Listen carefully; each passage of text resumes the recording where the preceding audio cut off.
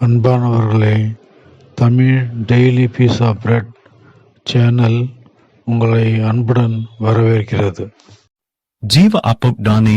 என்னிடத்தில் வருகிறவன் ஒரு காலம் பசியடையான். என்னிடத்தில் விசுவாசமாயிருக்கிறவன் ஒரு காலம் தாகமடையான்.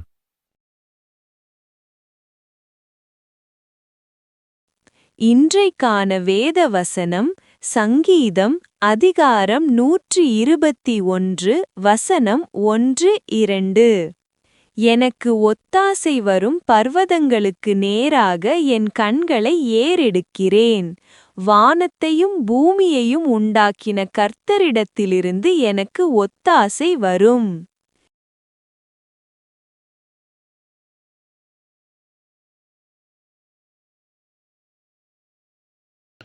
அன்பானவர்களே, அனைவருக்கும் இனிய காலை வணக்கம்.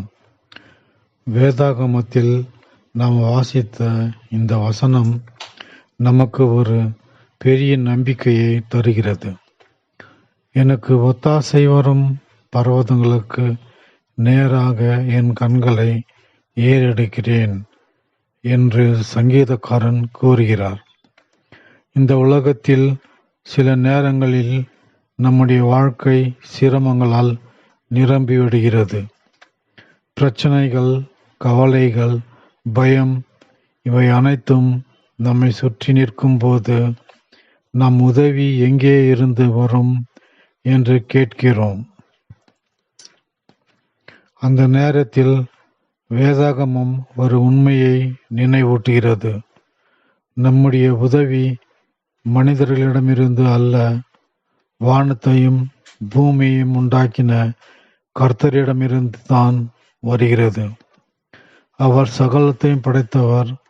அவர் நம்முடைய வாழ்க்கையை கவனித்து பார்க்கிறவர்.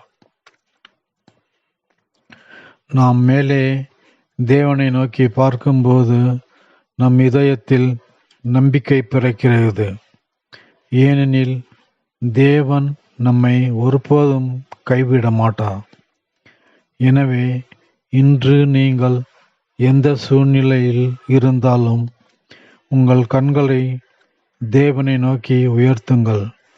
உங்கள் உதவி நிச்சயமாக கர்த்தரிடமிருந்து வரும்.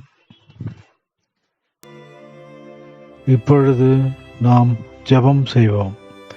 அன்புள்ள பரலோக தந்தையே, எங்கள் உதவி உம்மிடமிருந்தே வருகிறது என்பதை நாங்கள் நம்புகிறோம். எங்கள் வாழ்க்கையின் எல்லா தேவைகளிலும் எங்களுக்கு உதவி செய்யும். எங்கள் விசுவாசத்தை பலப்படுத்தும். இயேசுவின் நாமத்தில் ஜெபிக்கிறோம். ஆமென். உங்களுக்கு கிருபையும் சமாதானமும் உண்டாவதாக.